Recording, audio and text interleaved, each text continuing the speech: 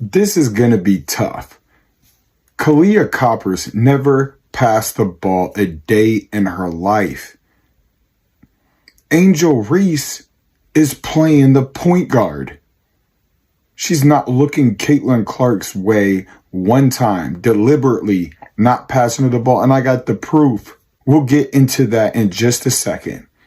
They put Caitlin Clark on the bench and sub her in with 4 minutes left in the quarter. What kind of momentum can a person possibly get?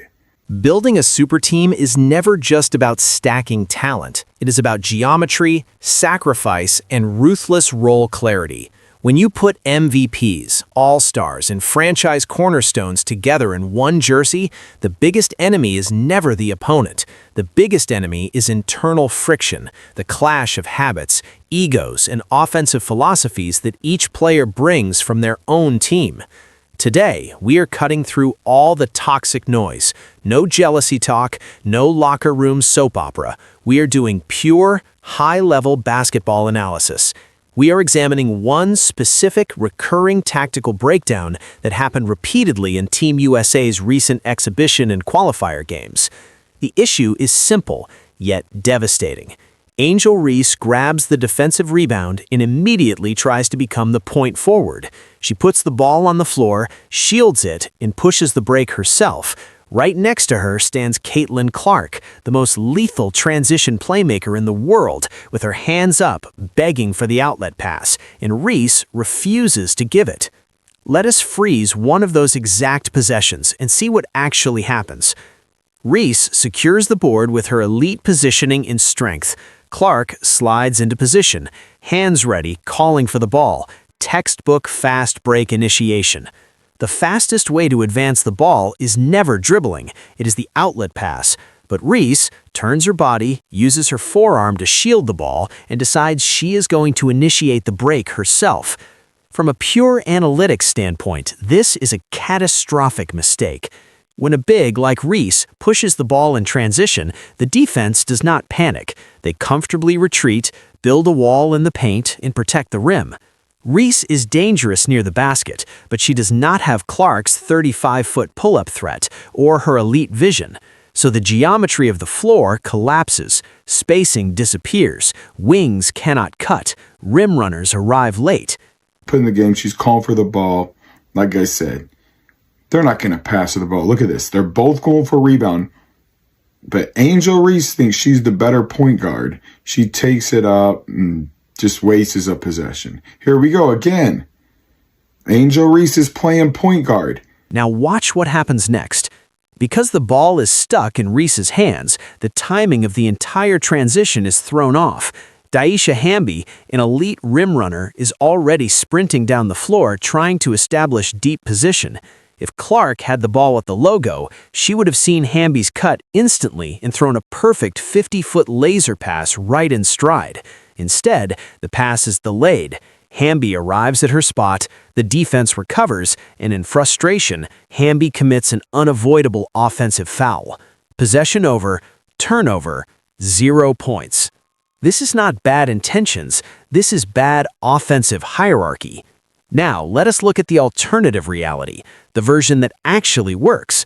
Same exact personnel, same rebound, but this time, Reese does the simple, disciplined thing. She outlets the ball to Clark immediately. Clark receives it in the backcourt. The entire opposing defense goes into panic mode. Because Clark is a legitimate 35-foot threat, the point of attack defender must extend way beyond the three-point line. They cannot retreat. This gravitational pull stretches the defense to breaking point. Who benefits the most? The bigs who are willing to run. Clark immediately reads the stretch defense and drops a perfectly weighted pocket pass to a rolling Angel Reese. Reese catches it in stride, attacks an unprotected rim, and finishes easy. Basketball in its purest form. This is not theory. We have seen it work perfectly before. Go back to the 2024 All-Star Game. Clark calls for the screen, Reese sets a hard pick and rolls. Defense blitzes Clark. Clark stays calm, reads the double team, and delivers a soft pocket pass. Reese finishes through contact. Automatic bucket. That is the blueprint. So why does the breakdown keep happening? The answer is not jealousy. The answer is coaching and accountability. Head coach Carol Lawson must take these players into the film room and show them the cold, hard numbers with zero emotion. When Reese initiates the break herself, 0.8 points per possession and turnover rate spikes 15%. When Reese outlets to Clark immediately, 1.4 points per possession and transition efficiency explodes.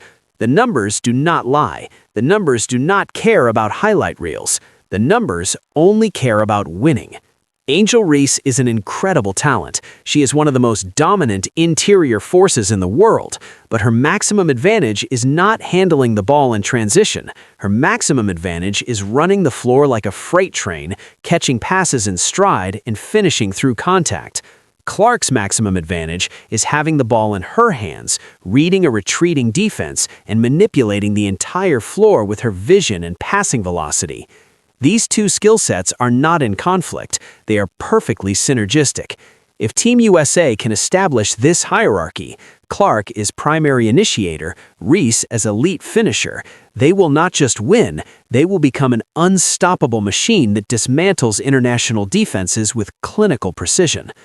The fix is simple. It does not require trades, it does not require roster changes, it only requires one thing: role discipline. Lawson's job right now is to make that crystal clear.